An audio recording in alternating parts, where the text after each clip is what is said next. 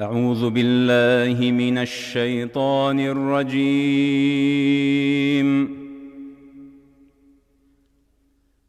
بسم الله الرحمن الرحيم.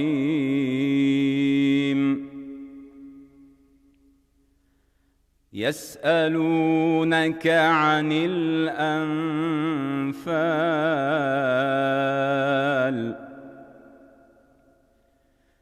قل الأنفال لله والرسول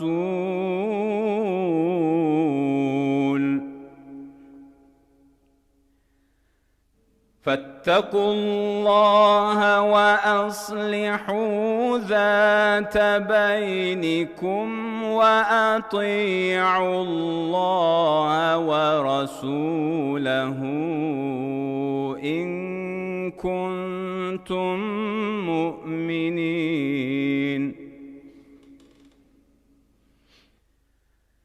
إنما المؤمنون الذين إذا ذكر الله وجلت قلوبهم وإذا تليت عليهم آياته ما شاء الله olsun. وإذا تليت عليهم آياته زادتهم إيمانا وعلى ربهم يتوكلون.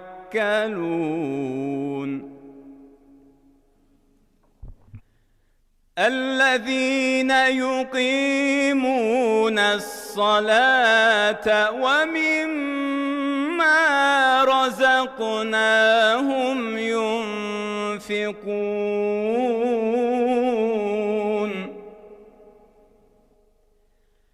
أولئك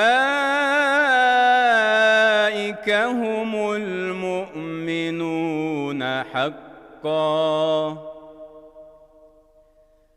لهم درجات عند ربهم ومغفرة ورزق كريم. صدق الله الرزاق الكريم. Oxuduğumuz Ənfal surəsi idi. Çox gözəl ayələrdir və bugünkü mövzuya da uyğundur. Rəbbimiz buyurur ki: "Və atiullaha və rasulehu in kuntum mu'minin." Əgər iman etmisinizsə, Allaha və Rəsuluna tabe olmalısınız. Tabe olun. Hansı ki, sonra möminlərin xüsusiyyətini izah edir. Rəbbimiz innəməl mu'minunə, hansı ki, o möminlər əlləzinə izə zukirallahu vəcilət qulubuhum.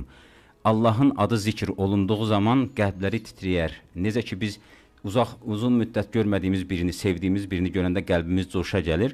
Onun kimi coşa gələr Rəbbinin adı zikr olunduğu zaman. Və izə tuliyət aleyhim ayatuhu zədəthum imana. Onlara Rəbbimizin ayələri oxunduğu zaman imanları artar.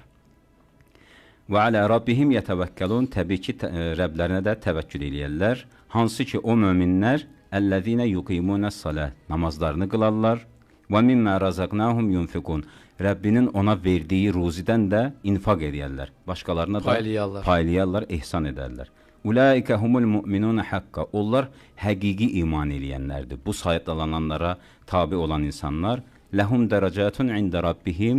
Rəbbimiz yanında onlara gözəl dərəcələr var və məğfiratun, bağışlanma var və rizqun kərim və çox geniş bir ruzi var. Allah hər birimizin, dinləyicilərimizin də ruzisini bol bərəkət Amin. Ne güzel bir dua oldu. Teşekkür ederim. Allah razı olsun. Elə bu arada, elə bu tərcümənin ardınca mən də bizi dinləyən, bizə dəyər verən, apardığımız bu ideoloji maarifləndirmə işinin fərqinə varan bütün şəxslərə Allah'tan bol ruzi təvəqqə edirəm. Elə sizlər üçün də, hər birimiz üçün minnətdaram.